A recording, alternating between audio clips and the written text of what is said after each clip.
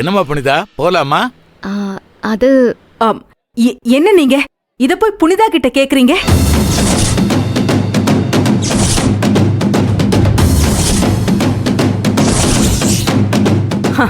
என் பொண்ணு என்ன விட்டுட்டு 2 நாள் வெளியூருக்கெல்லாம் வர்றதுக்கு எப்படி சம்மதிப்பா?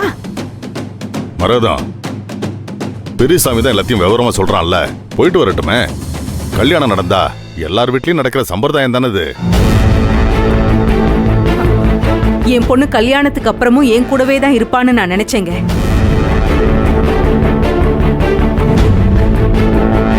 இப்ப திடீர்னு வெளியூருக்கு போகணும், சொந்தக்காரங்களை பார்க்கணும், அதுவும் 2 நாள் ஆகும்னு சொன்னா எப்படிங்க?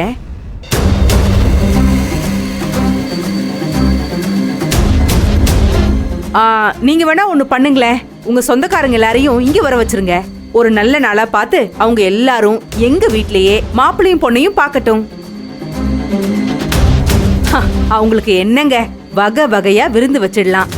அந்த செலவெல்லாம் கூட உங்களுக்குலாம் எதுவும் வேண்டாம், அது எல்லாத்தையும் நாங்களே பாத்துக்கிறோம். அத்த, எங்க சொந்தக்காரங்க எல்லாம் விருந்துக்காக வர்றவங்க இல்ல, அவங்க வீட்டு மருமக புனிதாவை ஆசையில பார்க்க வராங்க. நாங்க போய் அவங்கள பார்த்து ஆசீர்வாதம் வாங்குறது தான் சரியா இருக்கும். ஏன்பா, அப்படி கல்யாணம்னு ஒண்ணு உங்களுக்கு வச்சிருந்தா கூட அவங்க எல்லாம் இங்க வந்து தானே ஆசீர்வாதம் பண்ணிருக்கணும். அந்த மாதிரி நினைச்சு எல்லாரையும் வர வைப்பா. இதுக்கு புனிதாவெல்லாம் அங்க கூட்டிட்டு போக வேண்டிய அவசியம் இல்லப்பா. அம்மா, கொஞ்சம் வயசானவங்க எல்லாம் இருக்காங்க, அவங்களால கிளம்பி இங்கெல்லாம் வர முடியாது. ஒரு 2 நாள் தானே. அதுக்கப்புறம் புனிதா எங்க வீட்டுக்கு வந்துட போறா. உங்களுக்கு எப்ப பார்க்கணும்னு தோணுதோ அப்பெல்லாம் நீங்க வந்து பாருங்க.